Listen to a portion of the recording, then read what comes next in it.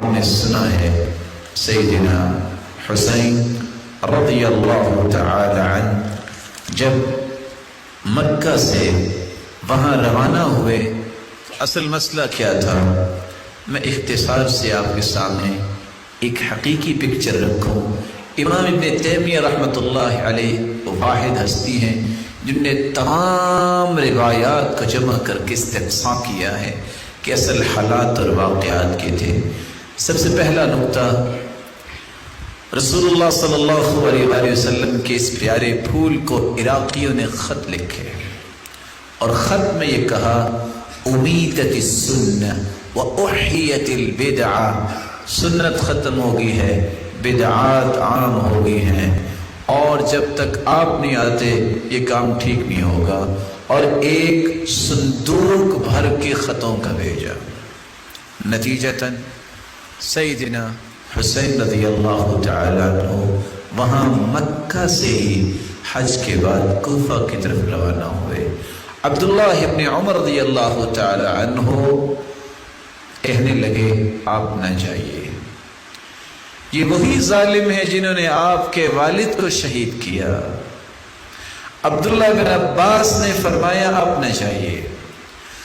ابو بکر بن عبد الرحمن بن حارث بن ہشام نے فرمایا آپ نہ جائیے، یہ وہی ظالم ہے جنہوں نے آپ کے والد کو شہید کیا۔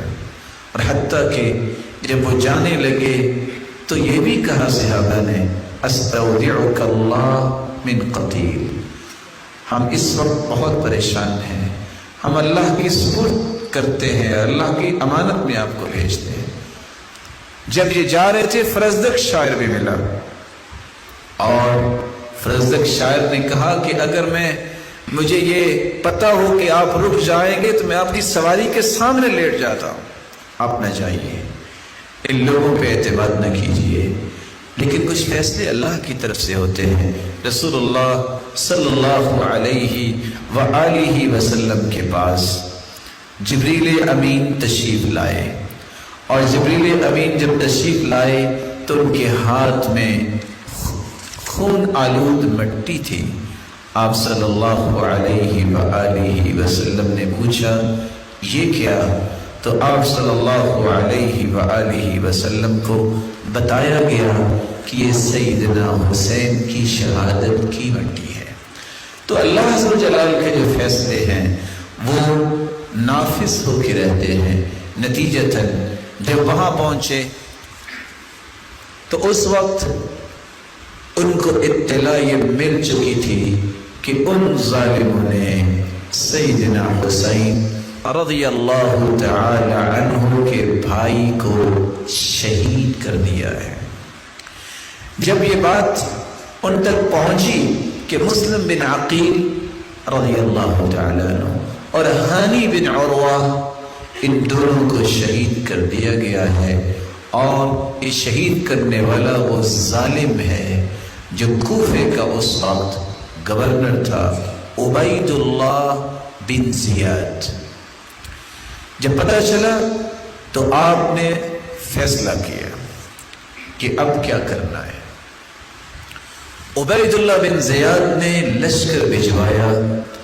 جب اس کو یہ پتہ چلا کہ سیدنا حسین رضی اللہ تعالی عنہ یہ اپنا فیصلہ چینج کر بیٹھے ہیں کہ اب یہ کوفہ کی طرف نہیں آئیں گے، اب یہ کسی اور جگہ جائیں گے، جس کے نتیجے میں یہ ساری کی ساری شامت میری آئے گی۔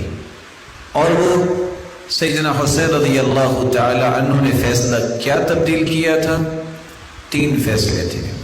پہلا فیصلہ، مجھے اپنے وطن واپس جانا ہے، یا او الذهاب الى الثغر، یا میں کسی جہاد کے لیے کسی سرحد پہ جاؤں گا، او اتیان یزید لمبایعته، یا میں یزید کے پاس جاؤں گا اور اس کی بیعت کرنے کے لیے۔ یہ وہ خطہ تھا جو عبید اللہ بن زیاد ظالم کو پسند نہیں تھا کہ اگر ایسا ہو گیا اس کا مطلب ہے کہ میری گردن سب سے پہلے اڑائی جائے گی۔ نتیجتاً اس نے وہاں سیدنا حسین رضی اللہ تعالی عنہ اور ان کے ساتھیوں کو شہید کیا۔ جو یہ خبر پہنچی یزید کے پاس تو سب سے پہلے انہوں نے کیا کہا؟ لعن اللہ ابن مرجانہ، اللہ لعنت کرے ابن مرجانہ پہ، یعنی عبید اللہ بن زیاد پہ، کہ جس نے یہ اتنا بڑا غلط کام کیا ہے۔ اور ان کے گھر سے رونے کی آوازیں شروع ہوئی، اور پھر سیدنا حسین رضی اللہ تعالی عنہ کے جو بھائی ہیں وہ بیان کرتے ہیں کہ انہوں نے ہمیں اپنے گھر میں جگہ دی اور انہوں نے ہمیں مدینے تک پہنچایا۔ جب مدینے میں آپ کا جسد خاکی تو وہاں ہی اس کی تدفین کی گئی، لیکن آپ کے سر مبارک کو مدینہ میں لایا گیا۔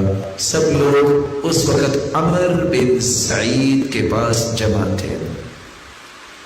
جب یہ خبر پہنچی قدم برأس الحسین رضی اللہ تعالی عنہ، تو اس وقت تمام گھروں کی عورتوں تک یہ بات پہنچی، تو سیدنا حسین رضی اللہ تعالی عنہ کی اس شہادت پر سب غمزدہ تھے۔ اور یہ ظالم شمر جو عبید اللہ بن زیاد کے اشارے پہ جس نے شہید کیا تھا، پھر اللہ ذو جلال نے اس کو عبرتناک سزا دی۔